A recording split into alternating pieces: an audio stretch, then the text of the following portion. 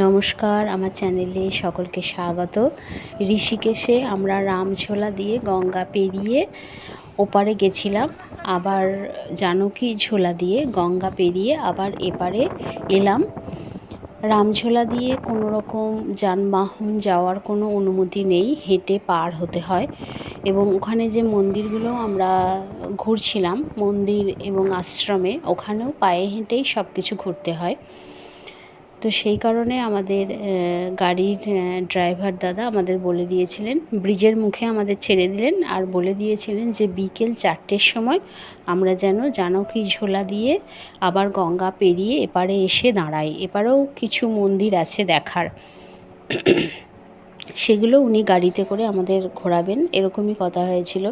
তো আমরা সারাদিন ওই আশ্রম আর মন্দিরগুলো, গঙ্গার ওই পারে যে আশ্রম মন্দিরগুলো ওই যে দেখা যাচ্ছে, ওগুলো আমরা সারাদিন ধরে ঘুরলাম। 3:30 নাগাদ আমরা জানকী ঝোলা দিয়ে পেরিয়ে এপারে এলাম। এসে আমরা গঙ্গার ধারে কিছুক্ষণ সময় কাটাবো, সেই হিসাব মতোই আমরা চলে এলাম। তো বসেছিলাম, এপারে এসে দেখলাম বহু মানুষ স্নান করছে গঙ্গায়, ভীষণ ভালো লাগছে। এই দিকটাও খুব শান্ত আর নির্জন একটা, মানে মনে প্রশান্তি এনে দেয়, এরকমই একটা জায়গা। বেশ খানিকক্ষণ বসেছিলাম, খুব ভালো লাগছিল। অনেকে রিভার রাফটিংয়ে যাচ্ছে। আমার ছেলে মেয়ে বাড়িতে খুব বায়না করেছিল, কিন্তু আমি ওদের আগে থেকেই অনেক বুঝিয়েছি। কারণ কি, রিভার রাফটিংয়ের যে ভিডিওগুলো আমি দেখেছি প্রচণ্ড ডেঞ্জারাস, এবং মানে প্রত্যেকটা বোটই দেখছি প্রায় উল্টে যাচ্ছে, জলের এত টান আর স্রোত। সেই কারণে আমার একেবারেই ইচ্ছা ছিল না, ওদেরকে সেইভাবেই বাড়ি থেকে বুঝিয়ে নিয়ে গেছিলাম। তো ওরা ওখানে গিয়ে আর বায়না করেনি। তো অনেকেই রিভার রাফটিং করছিল। রিভার রাফটিংয়ে প্রচুর আনন্দ বা মজা আছে ঠিকই, কিন্তু যে কোনো মুহূর্তে যে কোনো বিপদ ঘটে যাওয়ার সম্ভাবনাও আছে। তো সেই কারণেই আমার এটা অমত। তো যাই হোক, আমরা জানকী ঝোলা দিয়ে পেরিয়ে এপারে এসে সময় কাটালাম খানিকক্ষণ, বেশ ভালো লাগছিল।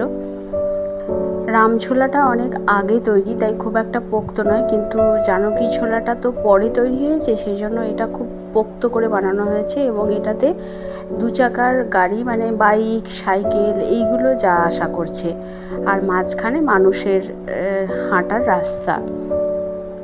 তো এখানে এই যে এই পারের যে মন্দিরগুলো যেগুলোতে গেছিলাম, খুব বেশি ছবি তোলা হয়নি। অনেকগুলোই মন্দির গেছিলাম, 7টার মতো, কিন্তু খুব তাড়াতাড়ি করছিল আমাদের ড্রাইভার দাদা।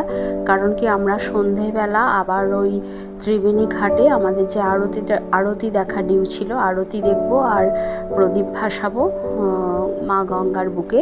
সেই কারণেই তাড়াতাড়ি ছিল বলে আর ছবি তোলা বিশেষ হয়নি মন্দিরগুলোর। তো এখানে হরিদ্বার এবং ঋষিকেশে মানে নিরামিষ খাবার, কোনো মাছ, মাংস, ডিম এগুলো খাওয়া যায় না, একদম টোটালি নিরামিষ। এবং বেশ ভালোই লাগছিল এখানে খেলাম। ওরা ডাল জাতীয় খাবারটা বেশি খাচ্ছে, সবজি খাওয়ার খুব একটা চল নেই।